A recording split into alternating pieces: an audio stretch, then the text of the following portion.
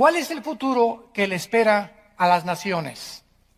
¿Se podrá lograr la paz, la justicia y la prosperidad mediante las políticas y los tratados económicos de las diferentes naciones del mundo? Estas preguntas y muchas más son contestadas en este libro maravilloso de Daniel.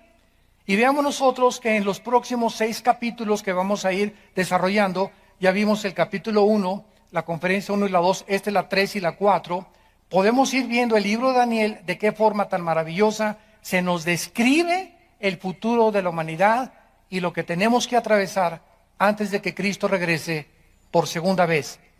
Rápidamente, en el capítulo 1 se nos describe la invasión o el sitio contra Jerusalén por el rey Nabucodonosor. Nabucodonosor llega a Jerusalén, la sitia y se lleva cautivos a la mayoría de los judíos. Se quedan bastantes de ellos ahí en Jerusalén. Y entre estos judíos se encontraban 4 muchachos, que eran Daniel y sus 3 amigos. Al llegar a Babilonia, vemos el principio satánico, porque todo esto tiene un trasfondo espiritual. Toda la Biblia es de carácter espiritual, para mostrarnos el mundo que nos rodea, cómo afecta el mundo espiritual, el mundo físico. Y vemos el propósito satánico a través del rey Nabucodonosor, de que en el momento que llegan los jóvenes a Babilonia, se les quiere cambiar sus nombres, se les quiere cambiar su cultura, se les quiere cambiar sus ideas. ¿Por qué? Porque es el propósito del mundo que nos rodea. El mundo que nos rodea nos quiere robar nuestra identidad de hijos de Dios. El mundo que nos rodea no quiere que seamos diferentes a ellos. Y quiere decirte que tú eres también del montón y que somos de la borregada y que no tenemos ningún propósito, que no hay ninguna verdad absoluta, que todas las religiones llevan a Dios, etcétera, etcétera. Y vemos desde el principio de este maravilloso libro el propósito satánico de querer robarnos nuestra identidad, nuestras convicciones, el vocabulario que usamos como cristianos, la educación y las convicciones espirituales que debemos de tener como seguidores de Jesucristo. En segundo lugar, vemos nosotros que Daniel se rebela contra esto, cuando quieren que él participe y sus amigos de la comida y el vino del rey. Daniel inmediatamente demuestra convicciones. Y quiero decirles algo, creo que ya es el momento, santos de Dios, de que tengas convicciones. ¿Qué significa tener convicciones? Tener convicciones significa estar convencido interiormente de que voy a decidirme, si soy hombre, no voy a tocar a mi novia jamás, hasta que nos casemos. Voy a decidir como una muchacha que nadie me toque hasta que nos casemos. Y Señor, te lo prometo y quiero que tú me fortalezcas. Voy a tener convicciones de que solamente a mi esposa le voy a ser fiel. Voy a tener convicciones que mi vida va a ser guiada por la honradez, la integridad y nunca por la falsedad ni la insinceridad de mi corazón. Voy a tener convicciones de que nunca le voy a robar a Dios. Y estas convicciones, si no determinamos ya, es algo que tenemos que proponernos, como lo hizo Daniel en el versículo 8. Y Daniel determinó en su corazón, propuso en su corazón, estableció firmemente en su corazón no participar de la inmoralidad ni de las cosas que Babilonia tenía enfrente de él y de sus amigos.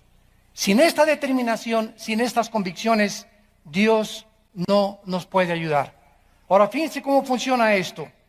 Por ejemplo, tú eres una persona que fumas. Entonces, la convicción te dice, ya estoy totalmente convencido que físicamente estoy reduciendo mi vida 25 años, por lo menos, que es lo que te reduce el cigarro y las drogas. Y al estar convencido de esto, de que físicamente te estás autodestruyendo y además no puedo seguir sirviendo a Dios con nada que sea yo esclavo, porque Dios nos llamó a la libertad.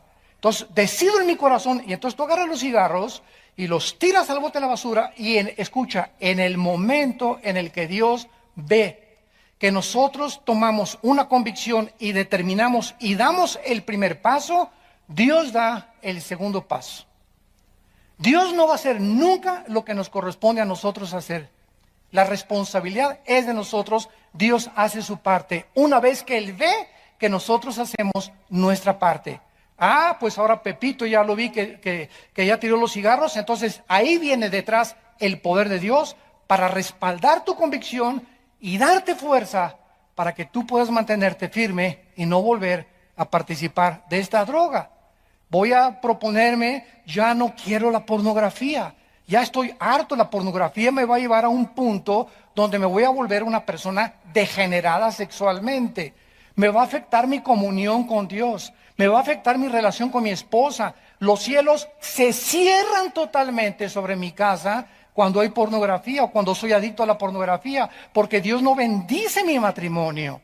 Dice en Hebreos 13:4, honroso sea el matrimonio sin mancilla, y a los adúlteros y a los fornicarios los juzgará Dios. Entonces tú llegas a esa convicción, yo no quiero eso, yo quiero las bendiciones de Dios, quiero un matrimonio santo, quiero un matrimonio donde haya paz, quiero tener una familia que podamos salir adelante todos como familia. En el momento que tú vas a tu casa hoy mismo y agarras todas esas revistas y videos y bloqueas ya, tú sabes los canales que no deben de estar en tu televisión, y tú puedes hablar a cualquier red de internet para decirle cancéleme el canal fulano y el canal fulano. Tú sabes muy bien, no te puedes engañar. Cuando tú haces eso, Dios te respalda. Y ¿sabe una cosa que pasó con Daniel? Que Dios le dio gracia. Viene entonces la gracia de Dios. Y dice el capítulo 1, versículo 17, a estos 4 muchachos, cuando Dios vio que tomaron estas decisiones, les dio conocimiento e inteligencia en todas las letras y conocimientos o ciencias. Y Daniel tuvo entendimiento en toda visión y sueños. Y esta es la razón por la cual Dios bendice con entendimiento. Hace poco fueron una compañía televisora a grabarme a Dallas, a la casa de ustedes, y querían ellos que yo formara parte de un programa que se llama Los Gigantes y la Biblia, porque de acuerdo a esta televisora en Estados Unidos no había muchas personas que hablen de quiénes fueron los gigantes, los Nefilim. Siempre se ha tratado en la antigua escuela teológica de que los gigantes, ¿verdad?, fueron la mezcla de los descendientes de Enoc y los descendientes de Caín, cosa que es imposible hasta genéticamente. ¿Por qué? Porque todo el mundo decía cómo podían los ángeles caídos mezclarse con las humanas, y siempre sacan el versículo, ¿verdad?, del Nuevo Testamento que Cristo dijo, es que serán como los ángeles en el cielo que no se casan ni se dan en casamiento. Pero sin embargo la Biblia, como no es de interpretación privada, vamos a Judas, ¿verdad?, versículo 3 y 4, donde dice que los ángeles, está hablando de estos ángeles de Génesis 6, como los sodomitas, igual que ellos, se fueron en vicios en contra de naturaleza, tras carne extraña. Entonces, la forma como los ángeles se mezclaron con las mujeres en Génesis 6, no lo sabemos exactamente.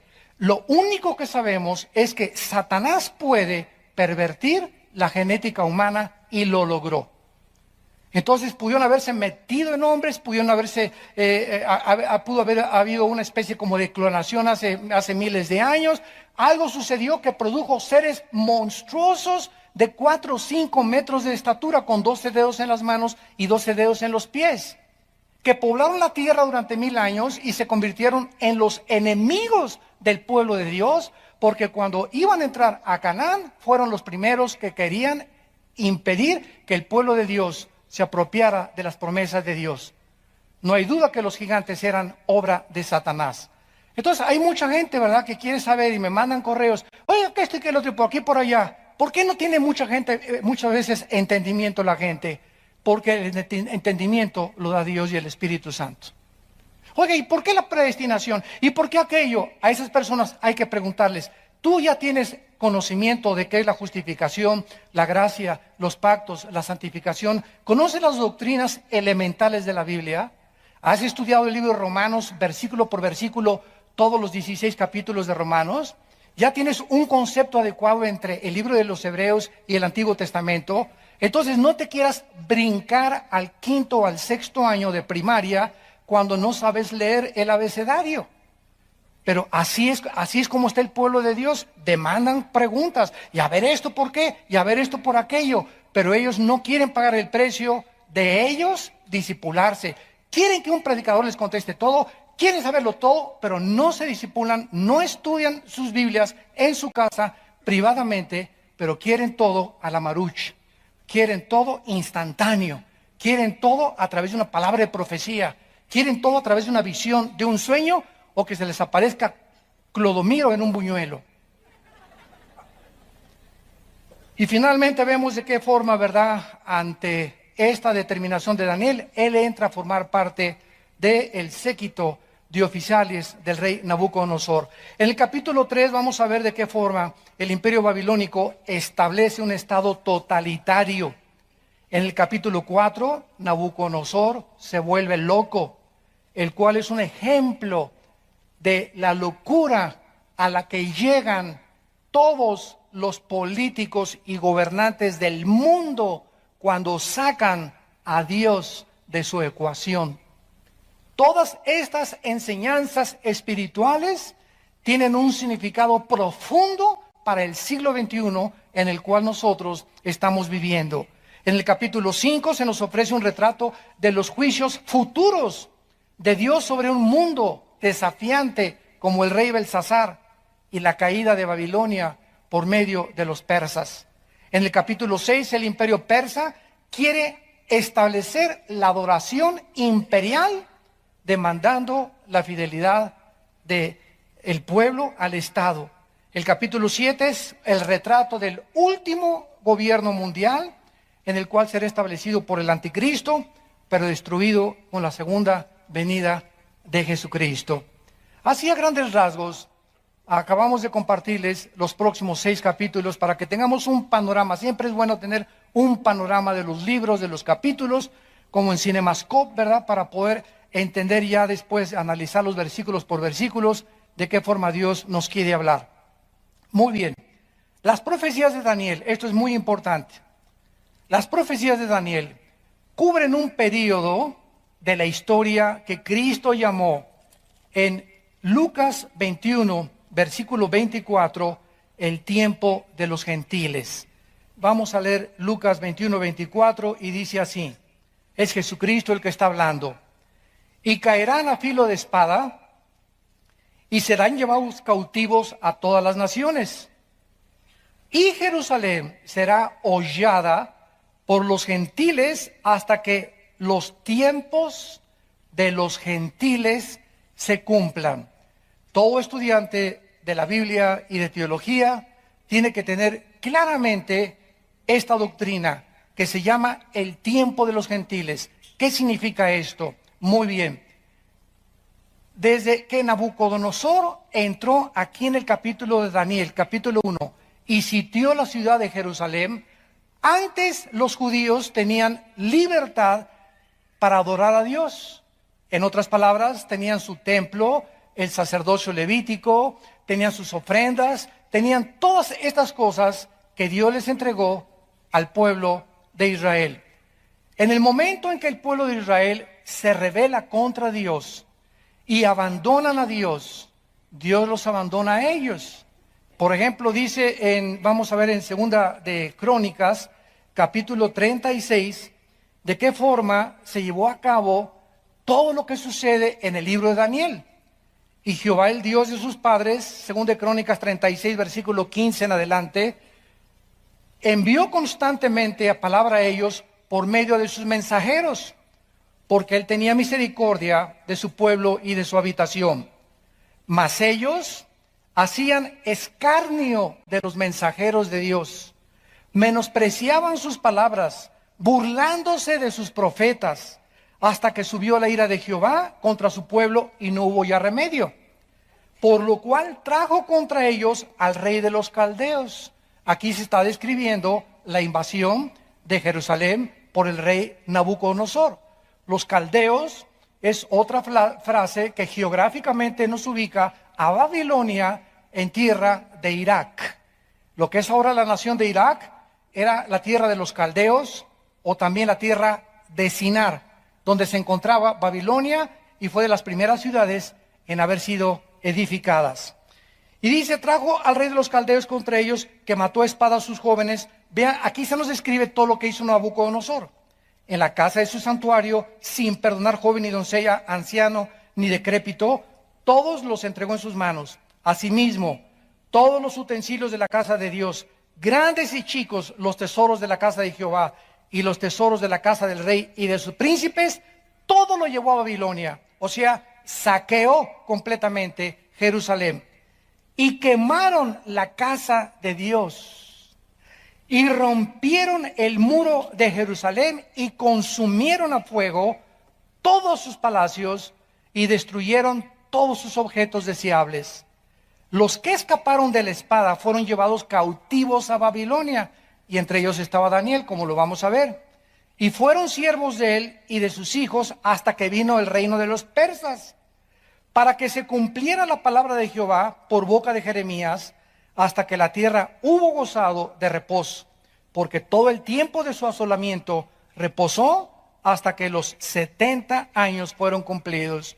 Jeremías, antes de que Nabucodonosor invadiera Jerusalén, en el capítulo 25 de Jeremías, él profetizó con años de anticipación que cuando llegara Nabucodonosor iban a ser 70 años que los judíos iban a vivir fuera de Jerusalén, presos, exiliados, deportados en una tierra lejana, sin templo, sin sacerdocio, sin sacrificio y sin ofrendas. Entonces, en el año 600 más o menos antes de Cristo, Israel, Dios dejó de tratar con ellos. Y Israel se fue y fue dispersado por todas las naciones. Después llegó el imperio persa, como lo vamos a ver más adelante, vinieron los griegos y los romanos.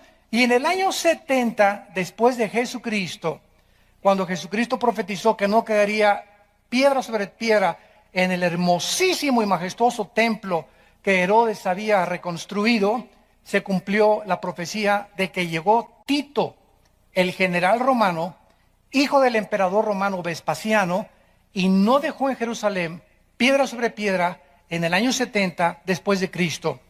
Veamos esto con cuidado. Desde el año 600 antes de Cristo hasta 1948, 14 de mayo de 1948, casi 2000 años, Israel ha estado sin templo, sin sacrificios, sin sacerdocio, sin ofrendas, sin ciudad. En 1948, la Liga de las Naciones promulga el decreto que anteriormente había permitido la declaración de Balfour de Inglaterra, que regresaran los judíos después de que Hitler había asesinado a más de 6 millones de ellos. Entonces, en 1948, los judíos vuelven otra vez a la ciudad de Jerusalén. Sin embargo, son atacados otra vez en el 54, en el 67, en el 73, y hasta la fecha siguen ellos siendo completamente arrinconados y hostilizados por todas las naciones enemigas de su alrededor. Y hasta ese tiempo vemos nosotros que en la guerra del 67, el general Moshe Dayan, que fue el que dirigió el ataque de defensa contra las naciones árabes, que en 6 días, ganaron la guerra, porque el 7º día tenían que descansar. Esto fue hasta irónico la forma como ganaron en 6 días, del 1 de junio al 6 de junio del 67. Jerusalén fue reconquistado otra vez. Y entonces Moshe Dayan entra por primera vez y toda Jerusalén es de ellos otra vez. Pero la Liga de las Naciones hace un decreto que por favor se salgan y se queden solamente con la parte oriental, que es donde está el Muro de los Lamentos, y la otra parte que se las dejen a los musulmanes para evitar otra guerra. Entonces, en 1967, el gobierno de Israel cede la mitad de la ciudad de Jerusalén. O sea, en resumen, hasta este momento, los judíos no tienen sacerdocio, no tienen sacrificios, no tienen ofrendas, no tienen un templo propio, porque el templo que era de ellos se encuentra exactamente debajo de lo que es actualmente la mezquita de Omar, o sea, la mezquita musulmana, que se le llama también la cúpula de la roca. Ahí se encuentra el templo que ahí quedó sepultado en el año 70 después de Cristo, cuando llegaron los romanos, y en el año 605 aproximadamente, el profeta musulmán llamado Omar fue el que construyó la mezquita esa dorada que se ve en Jerusalén, y la construyó exactamente donde fue sepultado el templo de los judíos. Entonces fue como una maldición que cayó sobre los judíos cuando gritaron a Cristo que su sangre, le dijeron a Pilato, que su sangre sea sobre nosotros. Se echaron la sangre del Mesías sobre sus vidas. Y por esta razón, dice en 2 Corintios 3, que tienen un velo totalmente, la mayor parte de los judíos ortodoxos, puesto en su corazón, y no ven, no entienden todavía el Antiguo Testamento a la luz del Nuevo Testamento, porque no aceptan a Jesucristo, a Yeshua Mashiach, como el Señor y el Salvador y el Mesías prometido desde Génesis capítulo 3, versículo 15. Entonces, todo esto es importante que nosotros podamos entenderlo para que podamos introducirnos a los libros de la Biblia y entenderlos. Y le rogamos a Dios siempre sabiduría y conocimiento, y Él la dará a todos aquellos que quieren proponer en su corazón no pecar. Y aunque sabemos, ¿verdad?, que es imposible que no pequemos, por lo menos luchamos todos los días contra el pecado. Si tú tienes una guerra espiritual ahorita y sientes angustia porque pecaste o porque hiciste esto, porque le permitiste a tu novio hacer ciertas cosas, o estás con un hombre que no es tu esposo, con una mujer que no es tu esposa, y tienes esta guerra en tu corazón, es la mejor señal de que eres hijo de Dios. Malo cuando te acuestas en tus pecados y ya tu conciencia no te molesta. Porque cuando somos hijos de Dios, vamos a vivir en guerra contra el pecado todos los días de nuestra vida. Muy bien, vamos ahora pues a pasar al capítulo 2 del libro de Daniel. Regresemos a este libro y vamos a ver en este libro que los imperios y las naciones, al igual que sus gobernantes, surgen y caen porque ninguna nación, ningún imperio, ningún político, ninguna persona déspota dura mucho tiempo. Nadie puede disfrutar la vida sin la gracia de Dios. Y este es lo que el rey Salomón trató de escribir en el libro de Eclesiastés. Al principio comienza Salomón: vanidad de vanidades. Todo es hueco en la vida, todo carece de propósito y significado. Y en el capítulo 3 dice: dichoso el hombre a quien Dios le da la gracia para trabajar. En otras palabras, Dios nos creó con la habilidad de trabajar, porque Adán, antes de que viniera el pecado, ya trabajaba. Génesis 2 le dijo Dios: no va a estar una hamaca con un coco y con un agua de limón, Adán. Nos creó desde antes del pecado para que pudiéramos ser productivos. Por favor, entiende esto. Dios nos creó para ser productivos. Tenemos que producir. Cualquier persona que no produzca es un holgazán, es un flojo, es una persona completamente dormida en sus laureles. Y si no producimos ahora el fruto que tenemos que producir, somos árboles secos, llevados por todos lados como las nubes en el cielo por cualquier viento que sopla. Entonces el trabajo era satisfactorio, pero cuando vino el pecado, el trabajo se volvió una carga para todos nosotros. Ay, levantarme el lunes en la mañana, y ay, el tráfico, y llegar a la oficina, y verle la cara al jefe que tiene de acordeón, y ver a esta persona, y ver a aquella, etcétera, etcétera. ¿Y para qué trabajamos? No, pues mejor yo no voy a sacrificarme tanto, voy a hacerme el dinero mejor fácilmente. Y vienen las ideas, ¿verdad? Pues vamos a robar, o vamos a transar, o el que no tranza no avanza, o voy a tratar de cometer fraudes, o si tengo un taller mecánico, voy a dar una bomba de gasolina usada para ganar unos centavos más. Y siempre estamos tratando de alcanzar un propósito o una meta rápido. Y cuando venimos a la Biblia, Dios nos dice: irá andando y llorando el que lleva la preciosa semilla. El trabajar, pones tu puesto de tacos, el primer mes, tranquilo, poquitos pesos, vas recuperando tu dinero y vas caminando. Pasaron 1 año, 2 años, y si Dios ve que mantienes tu integridad en tu puesto de tacos, en tu taller mecánico, en tu tienda, en el oficio, como abogado, como doctor, lo que tú seas, y mantienes tus convicciones en tu corazón, Dios te bendice. Nunca antes. Tenemos que ser probados. Tenemos que ser probados. antes de que se abran las puertas de los cielos. Y Dios prueba la integridad, la sinceridad, la motivación por la cual le servimos. A nosotros los pastores, Dios nos prueba simplemente por el amor que les tengamos a ustedes. Un pastor que no ama sus ovejas, o una pastora o esposa de pastor que no ama las ovejas, está fuera de la gracia de Dios. Y podemos circular y podemos reírnos y todo, pero si Dios no ve que nosotros nos interesamos por su pueblo y vivimos por su pueblo, porque ese es nuestro llamado, entonces somos unos hipócritas. Y puedes tú tener 10,000 personas en tu iglesia o 30,000 personas, eso no importa. El Papa tiene más que tú. Las sectas tienen millones de personas que lo siguen. Jim Jones llegó a 1,500 personas. El hecho que haya miles de personas siguiendo a una persona no significa realmente que esa persona sea un ungido de Dios. Dios ve los corazones. Y lo que Dios ve es si esa persona ama al pueblo al cual nos ha llamado a servirlos. Entonces es importante que entendamos que el corazón tiene que ser probado y Dios nos bendice. Pero cuando vas llorando con la semilla, regresaremos con gozo, trayendo las gavillas. Habrá una bendición tremenda después de 30, 20, 40 años de servir a Dios. Yo comencé a servir a Dios en 1977, aquí en esta área de satélite. Muchos de ustedes somos antes de Cristo, ¿verdad? Ya nos conocen. Pero desde el 77 comenzamos aquí, Tlalnepantla, Valle Dorado, toda esta zona de por aquí del norte. Parece que aquí fue la zona donde Dios nos llamó a establecer un baluarte aquí, ¿verdad? Yo le llamo a la iglesia un baluarte de la verdad, como le dice Pablo a Timoteo. Y desde aquel entonces, me acuerdo, hasta 1988, pasaron más de 15 años que Dios no tenía coche.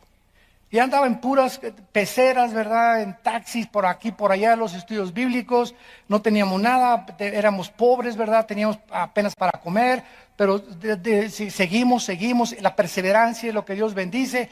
Y hasta 1986, 87, un señor de aquí, ¿verdad? Me reservo su nombre, nos regaló una combi por primera vez. Y comenzamos a comer ya bien, comenzaron a subir las ofrendas, etcétera, etcétera, pero nadie comienza arriba. Para que no crean ustedes, ¿verdad? Que ahorita que nos ven aquí muy trajeado el brother, ¿verdad? Y con etcétera, etcétera, que hemos toda la vida sido así, ¿verdad? No, han sido tengo ahorita 40 años de ser cristiano y 37 de servir al Señor. 40 años que me convertí en el 74 y 37 años de servir a Cristo. Y a través de estos 37 años tenemos una vida, ¿verdad?, en la que podamos dar testimonio que no hemos engañado al pueblo de Dios y que hemos predicado las sanas palabras del Hijo de Dios. Y lo seguiremos haciendo mientras Él nos dé vida. En los tiempos de Daniel, tanto Jerusalén como Judá cayeron bajo el imperio babilónico, todo destruido, y los judíos estaban ahora preocupándose, ¿qué nos deparará el futuro? ¿Dónde están las promesas de Abraham? Oye, ya me divorcié, Dios me dijo que me iba a bendecir. Mi hijo se fue de la casa. Oye, el trabajo no prosperó, el negocio que hicimos no prosperó. ¿Realmente podremos nosotros tener un futuro? ¿Nos podrá levantar Dios? Mi amor, me corrieron del trabajo, nos quedamos sin nada por mis convicciones de cristianos. Como esa película de Dios no está muerto, el muchacho está al grado de perder y perdió a su novia. Escuchen, jóvenes, perdió a su novia con tal de mantenerse en sus convicciones. Y así te va a mandar Dios, muchachitas, de que, ay, no seas ridículo, no seas exagerado, no seas tan religioso, no seas, pareces un idiota ya día y noche con la Biblia. Y cuando tú aceptas eso, es que la amas más a ella que a Dios. Te está probando Dios. O igual con tu novio, ¿verdad? Ahí tú con la Biblia siempre, pues si no te gusta, ¿verdad? Pues nos vemos y ya. Pero tenemos que tener convicciones. Y si no pasamos esa prueba, no pasamos las demás. Porque es la primera prueba que tenemos los cristianos. Primera de Pedro capítulo 1. Nuestra fe, más preciosa que el oro, tiene que ser probada. ¿Cómo se prueba la fe? Ante la oposición, ante la persecución. Ahí es donde damos cuenta que vamos en contra de la corriente. Si no te gustó, pues búscate otro que te vaya a chapulinear. Si no te gustó, pues búscate otra, ¿verdad? Si no te gustó, pues renuncio, ¿verdad? Pero aquí es esto.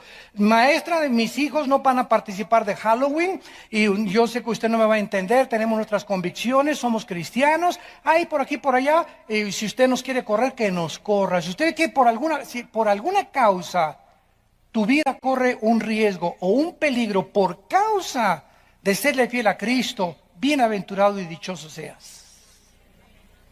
No te imaginas cómo después de esa prueba, no te imaginas cómo Dios va a abrir las puertas de los cielos para bendecirte.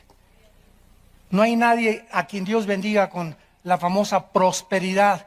Nada más da esto y serás prosperado, etcétera, etcétera. No, la prosperidad viene después de muchos, muchos años de servir a Dios y de mantener tus convicciones contra toda la corriente opuesta del mundo. Ahora era cuando el pueblo judío necesitaba tener una esperanza. Necesitaban a alguien. ¿Y qué hizo Dios? Infiltrar 4 jóvenes dentro del imperio babilónico para trabajar dentro de estos jóvenes y en la vida de estos jóvenes, principalmente de Daniel, poder transmitirles al pueblo la esperanza que aún les esperaba si ellos se arrepentían de sus pecados. Vayamos pues al capítulo 2, que dice así: en el segundo año del reinado de Nabucodonosor, por cierto, él reinó 45 años de los 70 años que existió Babilonia. Nabucodonosor era hijo de Nabopolassar, su padre fue el rey de Babilonia. Él siguió Nabucodonosor y reinó 45 años. En el segundo año del reinado de Nabucodonosor, tuvo Nabucodonosor sueños y se perturbó su espíritu y se le fue el sueño. Hizo llamar el rey a magos, astrólogos, encantadores, caldeos, para que le explicaran los sueños. Vinieron pues y se presentaron delante del rey, y el rey les dijo: he tenido un sueño, y mi espíritu se ha turbado por saber el sueño.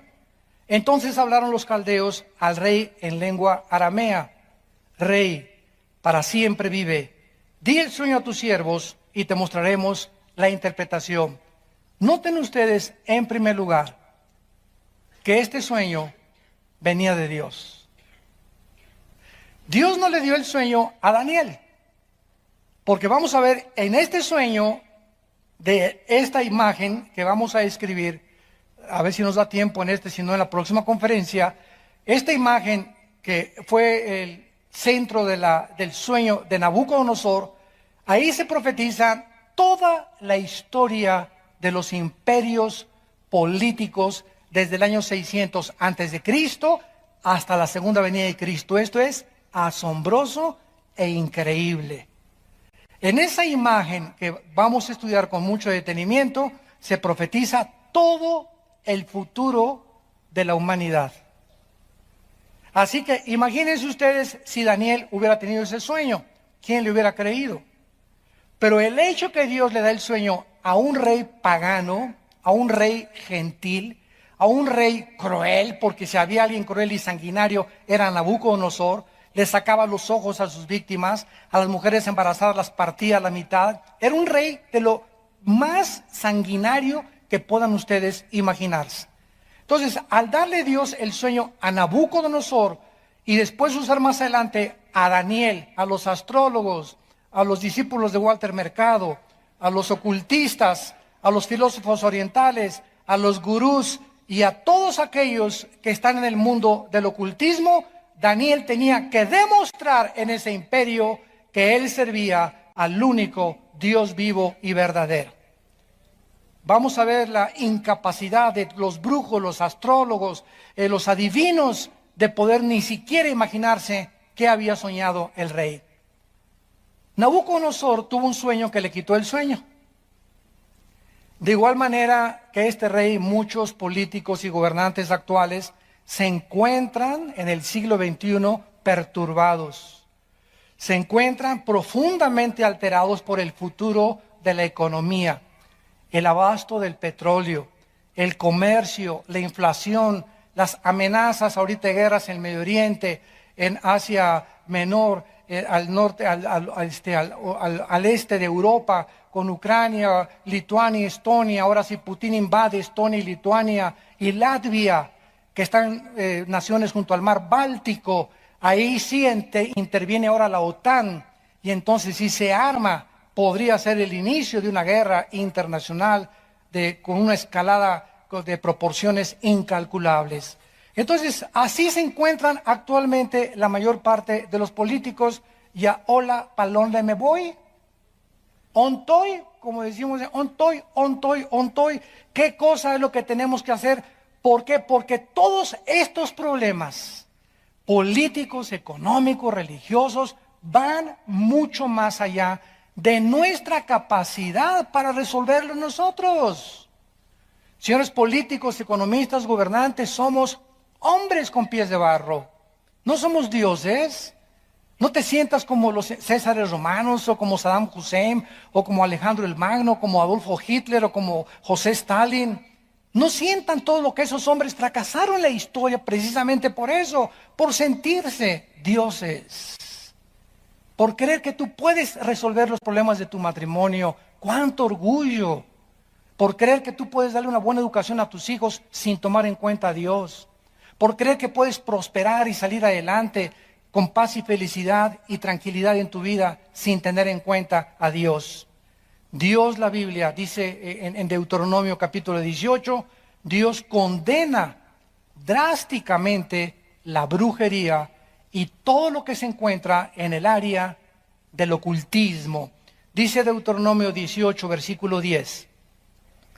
No se ha hallado en ti quien haga pasar a su hijo o a su hija por el fuego, ni quien practique adivinación, ni agorero, ni sortílego, ni hechicero, ni encantador, ni adivino, ni mago, ni quien consulte a los muertos.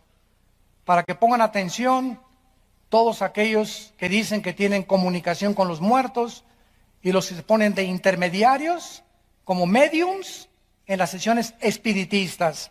Estás pisando los terrenos del enemigo. Porque es abominación para con Jehová cualquiera que hace estas cosas, y por estas abominaciones Jehová tu Dios echa estas naciones de delante de ti. En el libro de Levítico, antes de Deuteronomio, dice la Biblia 2, 3 libros antes, capítulo 19, Levítico, versículo 26, no comeréis cosa alguna con sangre, no sean agoreros ni adivinos. Versículo 31, no se vuelvan a los encantadores ni a los adivinos, no los consulten, contaminándose con ellos. Yo Jehová vuestro Dios. ¿Qué dice la Biblia? Una persona que va a que le lea la mano, que parece juego inocente, alguna fuerza espiritual se está moviendo en la persona que te está leyendo la mano. Llámale como tú le quieras llamar. Si vas a que te lean el café, o si vas a que te lean los horóscopos, o que saquen el hígado de un pollo y el ojo de un chivo para que te lean el futuro, cualquier persona que se involucre en este tipo de prácticas que parecen inocentes, hay energías que se vienen y que atraes sobre tu vida de maldiciones. Cualquiera que se atreva a jugar a la ouija, que porque por curiosidad, no es ninguna curiosidad ni ninguna cosa inocente, la tabla de la ouija es de lo más satánico que existe. Y si no, pregúntate tú en tu lógica elemental que tú tienes por nacimiento, ¿quién hace mover la ouija? ¿Cómo es posible? ¿Quién le da esos pensamientos? ¿Quién le da esa forma de responder? En ese momento te das cuenta, y si buscas en la historia, te metes a Google la historia de la ouija, te vas a dar cuenta, los resultados, o cuando se casaron tuvieron problemas gravísimos en su matrimonio de múltiples desórdenes de su personalidad. Esquizofrenia, paranoias, psicosis, manías depresivas, todas estas cosas que la psicología y psiquiatría clasifica como problemas mentales, no son mentales. son problemas espirituales que has atraído a tu vida por maldiciones de tu pasado. La Biblia prohíbe, y ahorita vemos qué increíble es que la mayor parte de los gobernantes en el mundo, europeos, sudamericanos, consultan a brujos. Se hacen baños con los brujos. Participan de los ritos o rituales de los brujos, de los astrólogos, sin darse cuenta de qué cosa están ellos participando y por qué a esos países les va como les va. Porque están en los terrenos del enemigo de Satanás. Llegaron los astrólogos y los magos y dice en el versículo 5, que el rey, cuando le dijeron los astrólogos y los magos, bueno, dinos qué soñaste. Qué fácil se la pusieron. Dinos el sueño. No, pues vi una estatua, etcétera, etcétera, y te vamos a dar la interpretación. Nabucodonosor sabía que si él les decía el sueño, iban a sacar una tontería. O sea, iban a decirle, esto es lo que significa, y él no iba a saber si realmente esa era la interpretación. O sea, iban a salir con algún chorizo, ¿verdad?, de ahí de Toluca. Entonces el rey les dice, ¿verdad?, no les voy a decir el sueño. Y los brujos y los astrólogos le rogaron, no, dinos primero el sueño y te lo interpretamos. No, yo quiero, si ustedes dicen que en el mundo del ocultismo, en el mundo de la astrología, en el mundo de la brujería, es más grande y realmente conoce Satanás el futuro como lo debe conocer Dios, díganme ustedes de qué se trata. ¿Y saben ustedes que este es el desafío de la Biblia? Vean ustedes aquí en Isaías capítulo 44, Isaías 44, el desafío que Dios lanza al mundo. Versículo 6 al 8. Así dice Jehová, Rey de Israel y su Redentor. Isaías 44, 6. Jehová de los ejércitos, yo soy el primero y yo soy el postrero, y fuera de mí no hay Dios. Y vean ustedes la pregunta que hace Dios. ¿Y quién proclamará lo venidero? A ver, pregunta a la Walter Mercado, a los gurús que te pongan en orden la historia del mundo desde Adán hasta la segunda venida de Jesucristo. Consulta el Corán, consulta el Tripitaka de los Budas, consulta los Vedas de los persas, consulta los libros sabios de Confucio. Dice Dios, consulta los libros que tú quieras. No existe ningún libro que se considera sagrado que nos pueda poner en orden la historia del ser humano como lo hace la Biblia. Esto es más que una evidencia para aquellos que se dicen ateos o agnósticos o escépticos. Porque las evidencias aquí están, si hay un Dios, es lógico que Él es el único que puede poner en orden el futuro. Y decirnos qué va a pasar, y qué va a pasar, y qué va a pasar, y qué va a pasar, en el orden en que Él lo estableció, como fue el orden de estos imperios que sucedieron al reino babilónico y que designaron todas las cosas que iban a seguir después del reino de Babilonia a través de la historia del mundo. Y dice a continuación del versículo 7, y lo pondré en orden. ¿Quién dice Dios? Proclámalo y lo pone en orden delante de mí, como hago yo desde que establecí el pueblo antiguo. ¿Se acuerdan de Génesis? ¿Qué pasó desde Génesis? Abraham, tu descendencia se va a ir a Egipto y serán cautivos 400 años y después saldrán, y recorremos Génesis y recordemos el Éxodo y Levítico y los Números y vemos cómo Dios va mostrándoles a cada uno de los líderes la continuación de todo su plan y hasta que llegamos a Cristo. Y cuando llegamos a Cristo, al Nuevo Testamento, Él es la imagen del Dios invisible. Habiendo hablado Dios muchas veces de otras formas, por sueños, profecías, apariciones, visiones, por los profetas, ahora nos ha hablado por Jesús Hijo. Cristo es la última palabra y revelación de Dios al mundo, Jesucristo. Y Jesucristo les revela a sus discípulos en un orden perfecto todo lo que iba a pasar después de que lo crucificaran. Cuando tomó la última cena Cristo, pregunta, ¿quién le dijo que era la última vez que estaría con sus discípulos? ¿Cómo sabía él que exactamente en esa noche lo iban a aprender, porque él conocía el tiempo que Dios le había dado para su futuro. Solo Dios lo podía hacer. Dijo, mi tiempo no ha llegado. Desde que nació estuvo consciente Jesús de que el tiempo de su vida y su muerte sería en el tiempo exacto que el Padre había escogido. Buda jamás lo dijo, Mahoma jamás lo dijo, Maharashi Dashi Makakashi Kukuchi tampoco jamás lo dijo, tu padrino. Y así podemos investigar. Fue una de las formas en las que yo pude llegar al conocimiento de la verdad, santos de Dios. Investigué con esto y me metí en esto y por acá y esto y el otro, y hasta fuimos a ver a doña Sabina allá a Riondo, Oaxaca. Imagínense nomás, a buscar que nos dieran a través de un viaje, ¿verdad? Y una revelación y esto y el otro. Y el Che Guevara, no, eres lo máximo, ese es mi papucho de papuchos. Y esto, y Marx, y Nietzsche, y Sartre, y todos. Y cuando llegué a Jesucristo caí de rodillas diciéndole, tú eres el Señor. Tú eres el Hijo de Dios.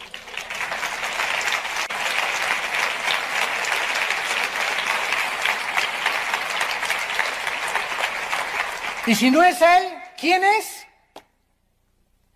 Si no es Él, ¿quién es? Dime. Como decíamos allá en mi rancho, tráeme tu gallito Giro. ¿Quién es? ¿Quién es tu gallo? Dímelo, dime. Al hombre que más admiras. Llámese ateo o no ateo, líder, dime y compáralo con Jesucristo.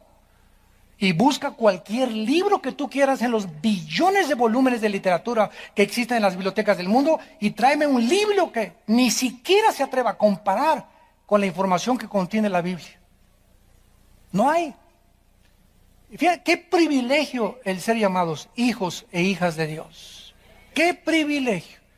Y sigue el mundo igual que en tiempos de Daniel, con los astrólogos y con los horóscopos, y de una filosofía al otro lado, y la dianética, y la ciencia de la salud, y la nueva era, y ahora esto, y ahora la cabala, y por todos lados siguen surgiendo, y surgiendo, y surgiendo, y surgiendo, y sigue en el cielo la cruz diciendo, yo soy el camino, la verdad y la vida. Yo soy el camino, la verdad y la vida. No busques más. Si vienes a Jesucristo, has encontrado la razón de tu existencia y has llegado a la final de tu búsqueda. Todos estos brujos y astrólogos comenzaron a tratar de burlarse del rey. El rey se dio cuenta, pues era más inteligente que ellos. Reconocen su incapacidad. Dice el versículo 4 de Daniel, capítulo 2. Hablaron los caldeos al rey en lengua aramea. Rey, dinos el sueño y te mostraremos la interpretación. Versículo del 10 al 11. Los caldeos respondieron delante del rey, no hay hombre sobre la tierra. Bueno, por lo menos reconocieron eso, que pueda declarar el asunto del rey. Además de esto, ningún rey, príncipe ni señor preguntó cosa semejante a ningún mago, ni astrólogo, ni caldeo. Y lo decimos y desafiamos con las mismas interrogantes al mundo. ¿Quién se puede atrever a decirnos de dónde venimos? ¿Quién se puede atrever a decirnos quiénes somos? Ahora han inventado hasta que somos una chispa que vino de un ADN de otra galaxia. En History Channel se está manejando esto. Impresionante. ¿Quién se puede atrever a decirnos hacia dónde se dirige el mundo? ¿Cuántas guerras faltan para que venga Jesucristo? No hay nadie, ningún hombre que pueda atreverse, más que la Biblia y sus profetas, que nos pueda decir exactamente quiénes somos, de dónde venimos, cuál es mi propósito, por qué nací, quién soy, de dónde vengo, hay una vida después de la muerte. ¿Quién me lo puede decir? Más que Jesucristo, que se levantó de los muertos a los 3 días. Qué maravilloso libro tenemos en nuestras manos. Y esto es precisamente el mensaje del cristianismo, que Dios ha entrado a la dimensión visible y física para revelarnos, santos de Dios, lo espiritual y lo invisible. Dice Juan el Bautista en el capítulo 3 de San Juan, versículo 31 y 32. El que de arriba viene es sobre todos. El que es de la tierra es terrenal y cosas terrenales habla. El que viene del cielo es sobre todos. Y lo que vio y oyó, esto testifica y nadie recibe su testimonio. Qué ironía del ser humano. Cuánta contradicción hay en nosotros.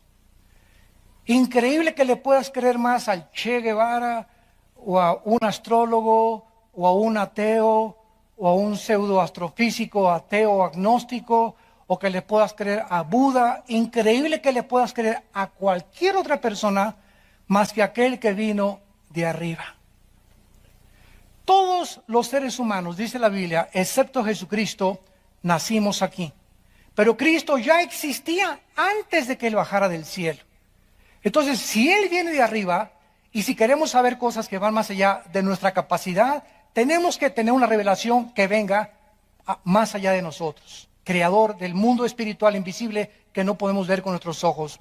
Jesús baja de la dimensión invisible, espiritual, al mundo y nace de una virgen en un pesebre rodeado de animales. Dios es un Dios humilde, que se deja manosear por nosotros, que se deja que le chicoteen el cuerpo, que no responde en la cruz, que nos viene a enseñar las lecciones más grandes que existen de la moral y de la ética, que nos viene a mostrar que el camino de la victoria es el amor, pero no el amor simplemente físico, ¿verdad? El amor que no pide nada a cambio, el amor que se entrega a los demás sin considerar a sí mismo su propia vida, porque no hay mayor amor que el que da su vida por los amigos. Viene del cielo a mostrarnos que el Padre está interesado en tu vida, que Dios te ama y que hay cientos de dudas en el mundo que nos rodea y todavía las habrá, porque el día que alguien no tenga dudas, ya no necesita a Dios, porque ya eres Dios.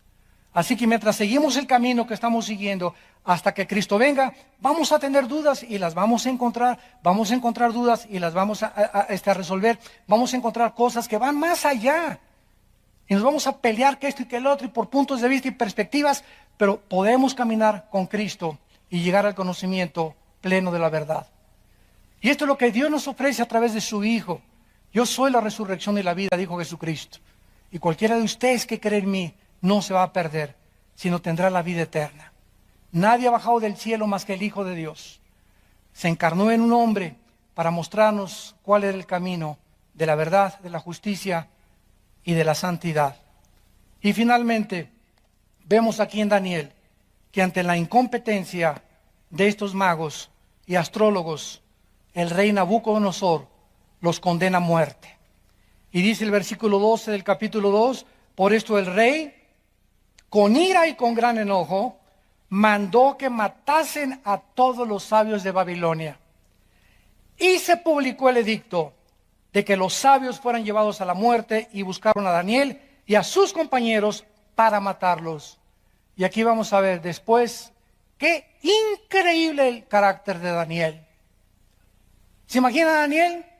Aleluya, gloria a Dios, que se los echen a todos.